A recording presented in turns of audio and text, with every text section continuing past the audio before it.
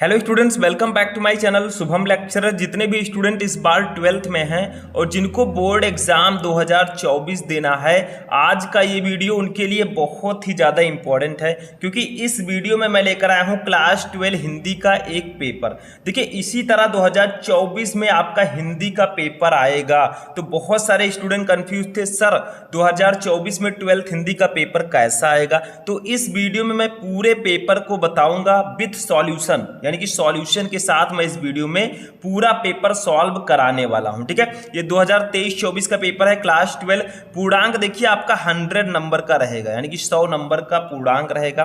2 खंड में आपका पूरा पेपर डिवाइड रहेगा, खंड का और खंड खा। ठीक है, तो बहुत ही इंपॉर्टेंट वीडियो है। अगर आप चाहते हैं कि मैं ऐसे ही सभी सब्जेक्ट की वीडियो लेकर आऊं तो इस वीडियो को ज्यादा से ज्यादा लाइक कीजिए, चैनल पर नए चैनल को भी सब्सक्राइब कर लीजिए, ताकि समय पर आपको सभी वीडियो मिलते रहें। देखिए, समय आपके पास टोटल 3 घंटे 15 मिनट रहेंगे। पूर्णांक आपका 100 का रहेगा। ठीक है, जिसमें खंड का आपका 50 नंबर का रहेगा। इसमें हिंदी के बहुविकल्पीय प्रश्न, गद्यांश, पद्यांश, जीवन परिचय, कहानी, खंड काव्य, ये सब रहेंगे। ठीक है, और आपका खंड खा रहेगा, जिसमें संस्कृत और हिंदी व्याकरण रहेंगे। तो देखिए, सबसे पहले हम बात करते हैं खंड का की। देखिए यहाँ पर लिखा है खंड का। ठीक है, तो इसमें सबसे पहले 5 नंबर के हिंदी गद्य साहित्य के बहुविकल्पीय प्रश्न होंगे। ठीक, हिंदी गद्य साहित्य। उसके बाद 5 नंबर के हिंदी पद्य साहित्य के बहुविकल्पीय प्रश्न होंगे। टोटल 10 नंबर के बहुविकल्पीय प्रश्न स्टार्टिंग में रहेंगे। देखिए, सबसे फर्स्ट क्वेश्चन देखिए, शिक्षा का उद्देश्य निबंध के लेखक कौन है। ठीक है, आपके पास 4 ऑप्शन रहेंगे। जो सही ऑप्शन है उसको आपको लिखना है, एक एक नंबर का ये रहेगा, ध्यान रखिएगा। ठीक है, तो शिक्षा का उद्देश्य जो निबंध है, इसके लेखक हैं संपूर्णानंद जी। ठीक है, तो सेकंड ऑप्शन आपका राइट होगा। ऐसे देखिए, दूसरा क्वेश्चन है खा वाला। हमारा पूरा पेपर में सॉल्व कराऊंगा, टेंशन मत लीजिएगा। ठीक है, ऐसे ही पेपर आएगा, आप लोग सॉल्व करके पूरा आएंगे और अब की बार हम 100 में 95 प्लस लेकर आएंगे। ठीक है, पूरी तैयारी मैं आपका कराऊंगा। इसीलिए मैंने आपसे बताया था, हमारा जो एप्लीकेशन है शुभम लेक्चरर, उसको डाउनलोड कर लीजिए प्ले स्टोर से। ठीक है, जाकर डाउनलोड कर लीजिए। उसमें बैच भी है, आप लोग बैच भी ज्वाइन कर सकते हैं। पूरी तैयारी अब की हमें आग लगा देनी है, 95% प्लस लेकर आना है। ठीक, खा देखिए, लल्लू लाल की रचना है। इनमें से कौन सी रचना लल्लू लाल की है? तो देखिए, फर्स्ट है सुख सागर। इसका सही आंसर होगा option number second, Prem Sagar. इन चारों में से प्रेम सागर जो है, ये लल्लू लाल जी की रचना है। ठीक है, ऐसे तीसरा देखिए क्या है, पर्दा कहानी के लेखक हैं। पर्दा कहानी के लेखक कौन है? तो इसके लेखक हैं यशपाल जी। फोर्थ वाला ऑप्शन सही होगा। तो जो राइट आंसर है उसको आपको यहाँ पर लिखना होगा। ठीक है, ऐसे देखिए, घा वाला हमारा क्वेश्चन है, आवारा मसीहा के रचनाकार हैं। तो आवारा मसीहा के रचनाकार विष्णु प्रभाकर जी हैं। फर्स्ट वाला ऑप्शन राइट होगा। ठीक, ऐसे एक क्वेश्चन और रहेगा हमारा हिंदी गद्य साहित्य के इतिहास से, बाण भट्ट की आत्मकथा के लेखक कौन है? तो इसके लेखक हैं हजारी प्रसाद द्विवेदी जी। ठीक, तो इसका सबसे अच्छा उपाय ये है कि जितने भी लेखक आपके हिंदी में है, उनका जीवन परिचय अच्छे से याद कर लीजिए, उनकी रचनाएं याद कर लीजिए, उनसे रिलेटेड भी ऑब्जेक्टिव क्वेश्चन ज्यादातर आते हैं। तो ये 5 नंबर के हिंदी गद्य साहित्य के बहुविकल्पीय प्रश्न हुए। अब आते हैं हिंदी पद्य साहित्य के बहुविकल्पीय प्रश्नों पर, जिसमें फर्स्ट क्वेश्चन है प्रश्न नंबर 2 का कामायनी किस युग की रचना है? देखिए, कामायनी बताइए किस युग की रचना है? जयशंकर प्रसाद जी की। ठीक है, तो जयशंकर प्रसाद जी छायावादी युग के कवि हैं भैया, तो रचना भी छायावादी युग की होगी। तो सेकंड वाला ऑप्शन राइट है। ठीक है, ऐसे खा वाला देखिए क्या है, खा वाला क्वेश्चन, निम्नलिखित कवियों में से कौन प्रगतिवादी युग का है? इन चारों में से कौन प्रगतिवादी युग का कवि है? तो अग्रदास जी जो हैं, ये प्रगतिवादी युग के कवि हैं। ठीक, ऐसे गा वाला देखिए हमारा क्या है, तार सप्तक का प्रकाशन वर्ष है, यानी कि तार सप्तक किस वर्ष प्रकाशित हुआ? तो ये 1943 ईस्वी में प्रकाशित हुआ था। इस सेकंड वाला ऑप्शन आपका राइट होगा। ठीक, ऐसे घा वाला देखिए हमारा क्या है, घा वाला हमारा है द्विवेदी युग की रचना नहीं है। इनमें से कौन सी रचना है जो द्विवेदी युग की नहीं है भैया? तो कामायनी है। अभी मैंने बताया कामायनी जयशंकर प्रसाद जी की रचना है और ये छायावादी युग के कवि है। ठीक, और अंगा वाला देखिए, निम्नलिखित में से कौन सी कृत महाकाव्य नहीं है? इसमें से कौन सी कृति है जो महाकाव्य नहीं है? तो रामचरितमानस है, साकेत है, पद्मावत है, बट जो मामा है, ये रचना महाकाव्य नहीं है। तो ये टोटल 10 नंबर के बहुविकल्पीय प्रश्न हो चुके हैं। 10 नंबर के क्वेश्चन, अगर आपको पूरा नंबर लाना है भैया तो ज़्यादा से ज़्यादा ऑब्जेक्टिव क्वेश्चंस पढ़ना होगा। ठीक है, ऐसे देखिए आगे तीसरा क्वेश्चन देखते हैं। तीसरा क्वेश्चन जो हमारा है, ये हिंदी गद्यांश होगा। ठीक है, 10 नंबर का ये रहेगा, मतलब इसमें कुछ खास नहीं है। देखिए, दिए गए गद्यांश पर आधारित निम्नलिखित प्रश्नों के उत्तर दीजिए। आपको एक बड़ा सा या इतना बड़ा गद्यांश दे दिया गया। ठीक है, इसके नीचे 5 क्वेश्चन रहेंगे इसी गद्यांश से रिलेटेड। देखिए, फर्स्ट वाला है उपयुक्त गद्यांश के उपयुक्त गद्यांश का संदर्भ लिखिए। ठीक है। ऐसे दूसरा है धरती वसुंधरा क्यों कहलाती है, तीसरा है रेखांकित अंश की व्याख्या कीजिए, चौथा है पृथ्वी की देह को किसने सजाया है, और पांचवा है भावी आर्थिक अभ्युदय हेतु हमें क्या करना चाहिए। तो सबका आंसर आपको इसी गद्यांश में मिल जाएगा, लेकिन ये पहचानना होगा कि आखिर ये किस चैप्टर से लिया गया है। तो देखिए, धरती माता की कोख में जो अमूल्य निधियां भरी है, ये राष्ट्र का स्वरूप चैप्टर है हमारे हिंदी गद्य का फर्स्ट चैप्टर। इसके लेखक हैं वासुदेव शरण अग्रवाल जी, ठीक है। और इसके नीचे जो पांचों क्वेश्चन है वो आपको उसका आंसर लिखना होगा। ज्यादातर क्वेश्चन का आंसर आपको इसी गद्यांश में मिल जाएगा। जो संदर्भ लिखना है वो आपको पाठ का नाम और लेखक का नाम पता होना चाहिए, ठीक। अब इसमें मान लीजिए वो वाला गद्यांश नहीं पता तो अथवा लगा हुआ है, दूसरा गद्यांश दिया गया है अशोक के फूल चैप्टर का, इसके लेखक हजारी प्रसाद द्विवेदी जी हैं। वो नहीं पता है भैया तो इनको ध्यान से पढ़िए, और इनके नीचे 5 क्वेश्चन दिए रहेंगे। देखिए ये 1 2 3 4 5 5 क्वेश्चन रहेंगे, पांचों में से पांचों का आंसर दीजिए। तो देखिए 2 गद्यांश रहेंगे, एक ही सॉल्व करना है और 10 नंबर फ्री का आपको मिल रहा है, ठीक है। तो ये सब हिंदी जो है मैंने बताया था कि 30 से 40 नंबर या 40 से 50 नंबर बिल्कुल फ्री रखे होते हैं, वो भी मैं आपको आगे आगे बताऊंगा, ठीक। समझ में आया। ऐसे देखिए चौथा क्वेश्चन, अब गद्यांश हो गया तो पद्यांश भी आएगा। पद्यांश रहेगा हिंदी पद्य से, दिए गए पद्यांश पर आधारित निम्नलिखित प्रश्नों के उत्तर दीजिए, 10 नंबर का ये रहेगा, ठीक। ये देखिए एक पद्यांश दे दिया गया है, इसके नीचे 5 क्वेश्चन रहेगा, वही सेम प्रोसेस। देखिए पद्यांश है, इसके नीचे 5 क्वेश्चन है, 1 2 3 4 5, पांचों का आंसर दीजिए, 10 नंबर ले जाइए, एक क्वेश्चन के लिए 2 नंबर, ठीक है। अच्छा देखिए मान लीजिए वो वाला नहीं पता है तो यहाँ पर ये वाला अथवा लगा है, लज्जाशील पथिक महिला जो कहीं दृष्टि आवे। देखिए पवन दूतिका से है, अयोध्या सिंह उपाध्याय जी ने इसको लिखा है, ठीक। इसके नीचे भी 5 क्वेश्चन रहेगा उसी पद्यांश से रिलेटेड, पांचों का आंसर दीजिए, 10 नंबर इसके लिए भी मिलेगा, ठीक। तो इसमें गद्यांश और पद्यांश के लिए 10 और 10 20 नंबर रहते हैं। बहुत इजी रहता है। इजी क्यों हो जाता है, क्योंकि यहाँ पर 2 ऑप्शन मिलते हैं, 2 रहेंगे, एक ही करना होगा, तो भैया 2 में से एक तो पता ही होगा हमें, ठीक। ऐसे देखिए पांचवा, अब आते हैं जीवन परिचय पर, साहित्यिक परिचय। निम्नलिखित में से किसी एक लेखक का साहित्यिक परिचय देते हुए उनकी प्रमुख कृतियों का उल्लेख कीजिए। साहित्यिक परिचय आपको लिखना है, 5 नंबर का ये रहेगा, ठीक। अब लेखक का नाम रहेगा, 3 लेखक आपको दिए जाएंगे, जैसे यहाँ पर हजारी प्रसाद द्विवेदी जी, एपीजे अब्दुल कलाम जी और वासुदेव शरण अग्रवाल जी, ठीक है। 3 रहेंगे। शब्द सीमा 80, यानी कि लगभग आपको 80 शब्दों में लिखना है, इससे कम नहीं होना चाहिए, 5 नंबर इसके लिए मिलेगा।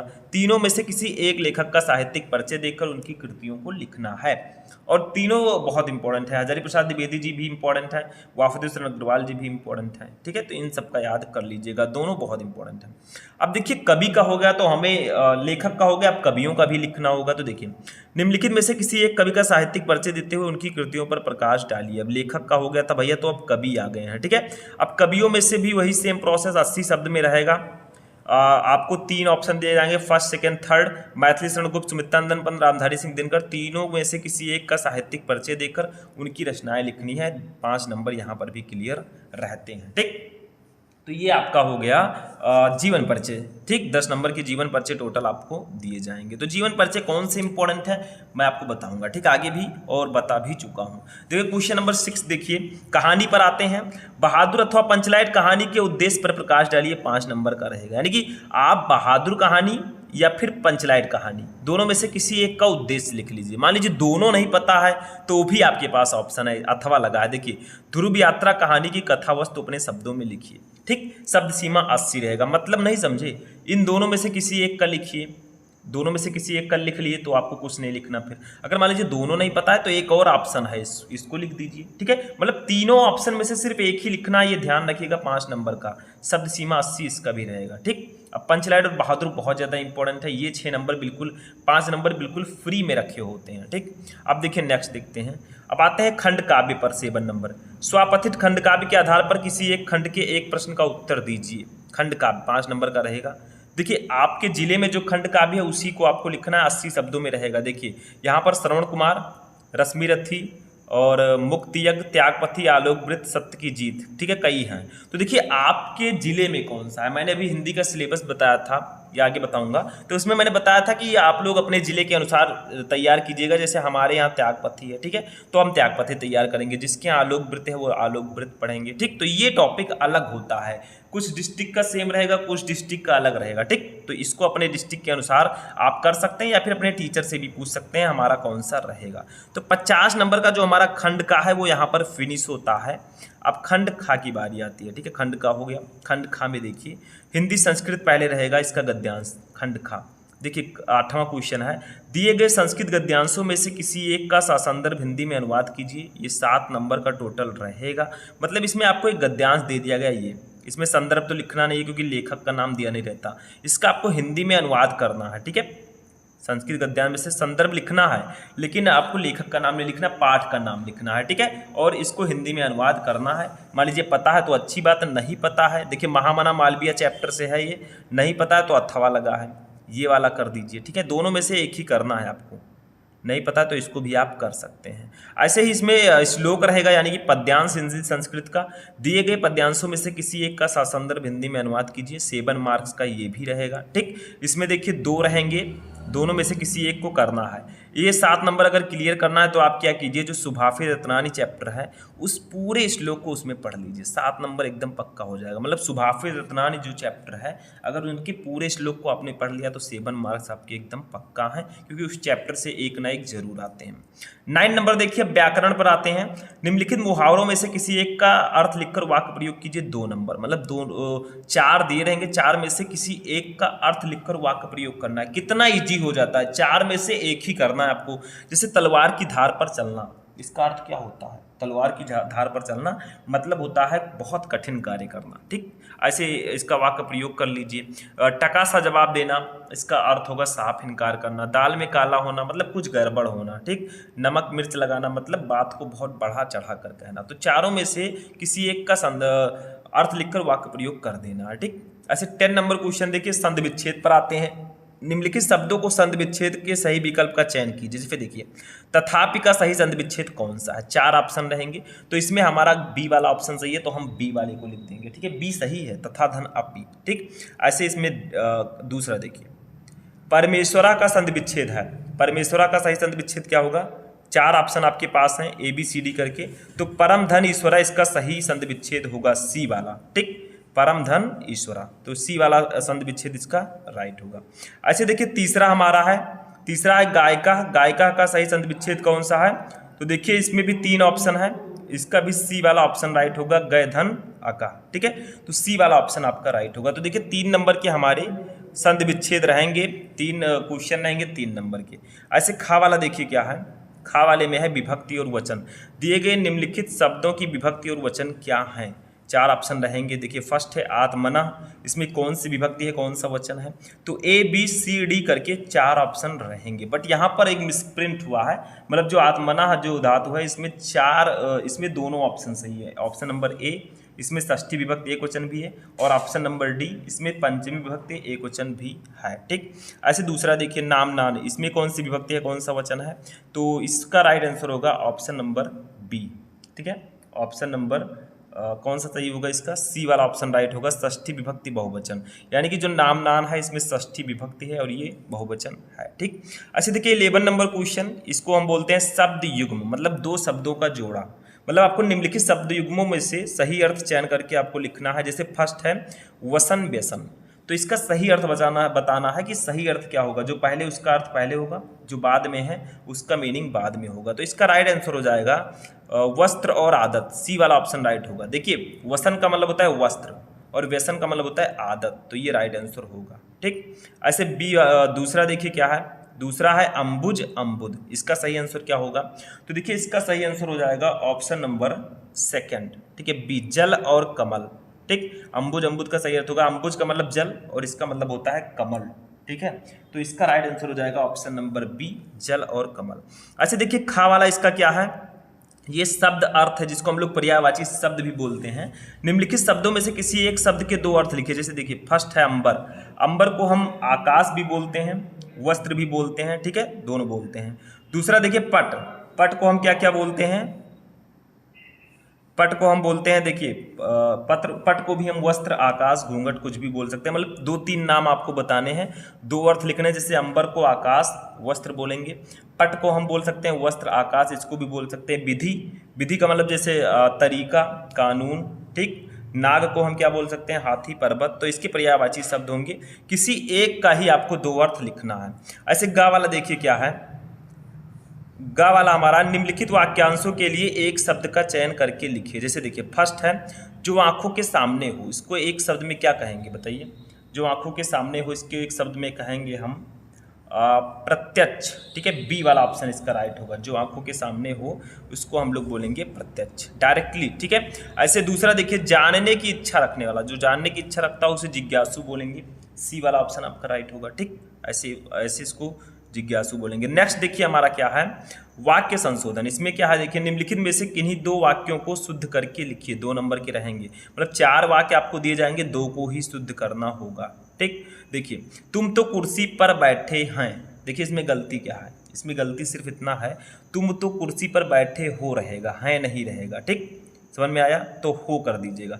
दूसरा, इस सरोवर में अनेकों कमल खिले, इसमें गलती क्या है, अनेकों नहीं रहेगा, सिर्फ और सिर्फ अनेक रहेगा, क्योंकि अनेक खुद में बहुवचन है, ठीक। तीसरा देखिए, सम्मेलन में कवित्री ने भाग लिया, इसमें गलती कवित्री में है, कवित्री कुछ इस प्रकार से हम लिखते हैं, कवित्री, ठीक है, इतनी सी गलती थी। और चौथा देखिए, कृपया अनुमोदन करने की कृपा करें, तो देखिए इसमें कृपया हटा दीजिए, अनुमोदन करने की कृपा करें, क्योंकि कृपया और कृपा दोनों नहीं लिखेंगे हम। तो इसमें छोटी छोटी गलतियां होंगी, उसको सही करना होगा, बस 2 नंबर फ्री के इसमें मिलते हैं आपको। नेक्स्ट देखिए हमारा क्या है, रस छंद अलंकार पर आ जाते हैं। इसमें देखिए क्या रहेगा, पहले रस रहेगा, वीर रस अथवा हास्य रस का स्थायी भाव के साथ उदाहरण अथवा परिभाषा लिखिए, यानी कि आपको वीर रस या फिर हास्य रस दोनों में से किसी एक का परिभाषा के साथ उदाहरण लिखना, 2 नंबर मिलेगा। खा देखिए, श्लेष अथवा उत्प्रेक्षा अलंकार का लक्षण अथवा उदाहरण लिखिए, श्लेष और उत्प्रेक्षा अलंकार की परिभाषा और उदाहरण लिखनी है, 2 नंबर मिलेगा। गा देखिए, दोहा अथवा सोरठा छंद का मात्रक सहित लक्षण लिखिए, इसके लिए भी 2 नंबर, दोनों में से किसी एक का, ठीक। मात्रा भी आपको बतानी है, मात्रा की कितनी इसमें है, तो ये 6 नंबर आपके भी फ्री में रहते हैं, मतलब रस छंद अलंकार अगर पूरा पढ़ लिया तो 6 मार्क्स क्लियर, ठीक है। और इसको मैंने एक वीडियो में पढ़ा भी रखा है, आप लोग जाकर देख सकते हैं, बोलेंगे रस छंद अलंकार शुभम लेक्चरर, वीडियो मिल जाएगा, ठीक। नेक्स्ट देखिए 30 नंबर क्वेश्चन, ये है पत्र लेखन। देखिए, बैंक में खाता खोलने के लिए बैंक प्रबंधक को आवेदन पत्र लिखिए, 6 नंबर का रहेगा। पता है तो लिख दीजिए, नहीं पता है तो एक ऑप्शन और है, शहर में फैली संक्रामक बीमारी की तरफ जिलाधिकारी का ध्यान आकर्षित करने के लिए आवेदन पत्र लिखिए, दोनों में से किसी एक पर आपको पत्र लिखना होगा, ठीक है। 14 नंबर देखिए, जो हमारा लास्ट टॉपिक होगा, निबंध। निम्नलिखित विषयों में से किसी एक पर अपनी भाषा शैली में निबंध लिखिए, मतलब 5 ऑप्शन रहेंगे आपके पास, 9 मार्क्स ही आएंगे, first, second, third, fourth, fifth, 5 option रहेंगे, पांचों में से किसी एक टॉपिक पर आपको निबंध लिखना है। जैसे मान लीजिए आप देश में बेरोजगारी की समस्या पर निबंध आपको पता है तो लिख लीजिए भैया। निबंध में मेन हेडिंग होता है, हेडिंग ध्यान से डालिएगा तभी आपको फुल मार्क्स मिलेंगे, ठीक है। तो ये था 12th हिंदी के पूरे 100 नंबर का क्वेश्चन पेपर। कैसा आएगा, पेपर पैटर्न आपका कैसा होगा इस बार, ठीक है। तो ये मैंने इस वीडियो में बताया। तो कैसा लगा आपको ये वीडियो अच्छा लगा तो वीडियो को लाइक कर दीजिएगा। चलिए मिलते हैं हम नेक्स्ट वीडियो में नेक्स्ट टॉपिक के साथ, तब तक के लिए जय हिंद।